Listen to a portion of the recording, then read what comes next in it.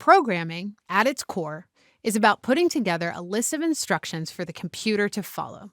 Variables, functions, lists, loops, and conditionals are all just building blocks for making the list of instructions you are providing more powerful, understandable, and efficient. Using all of these building blocks, let's create a function for printing the menu of a pizza place. Let's take a look at this program. The first thing you'll notice is a bunch of red text at the top of this file. These are just comments. The way you make a comment in Python is by using the hash symbol. This is a sign for Python to ignore the rest of the characters on the string and not to expect any Python code.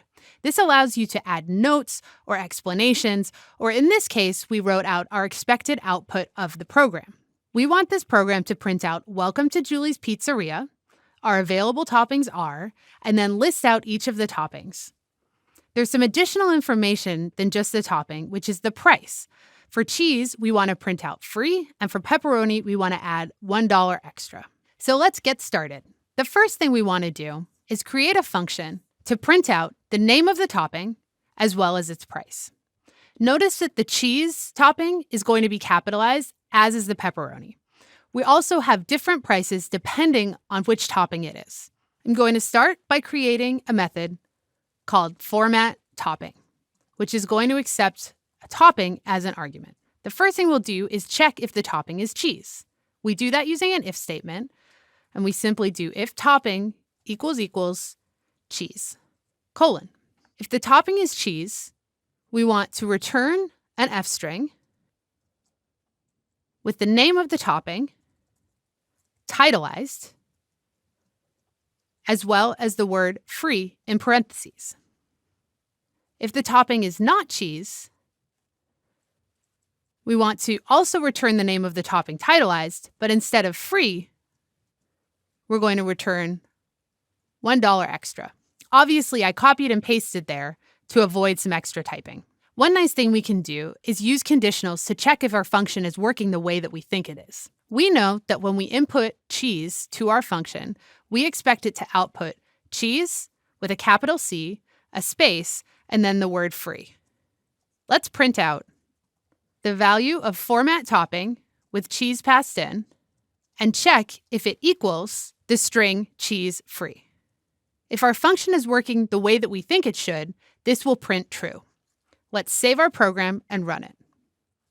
As you can see, the program printed true, so we can feel confident that our formatTopping function is working the way that we wanted it to.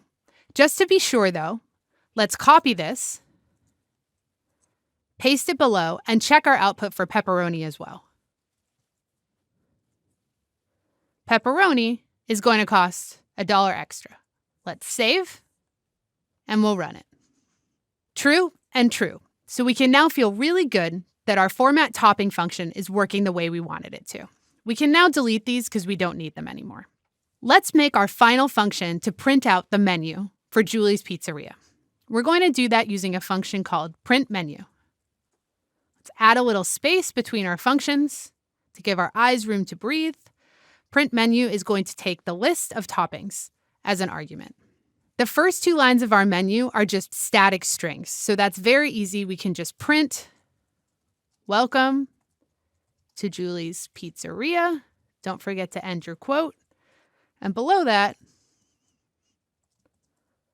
our available toppings are.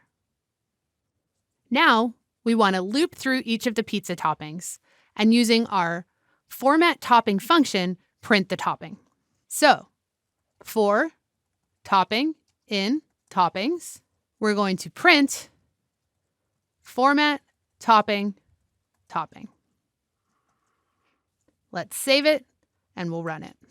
Nothing happened. So what did we do wrong here? We defined our function, printMenu, but we never actually called it anywhere. So we need to actually ask Python to run the function. So let's do that. printMenu, open and close parentheses. Save it and run it. We got an error. Let's read the error. It's saying type error, printMenu is missing one required positional argument, toppings. That means that our printMenu's function is asking for the list of toppings, but down here, we didn't actually pass it anything. Our toppings are saved in the variable pizza toppings, so it's as simple as passing that into our function down here. Let's save it, and we'll run it again, and now we're printing our menu. So that's it. Look at all the things you did with this program. You stored a list of pizza toppings, you created a function with an if statement and an else statement, and then you created another function that has a for loop. You now know enough Python to be dangerous. So try it for yourself and have some fun.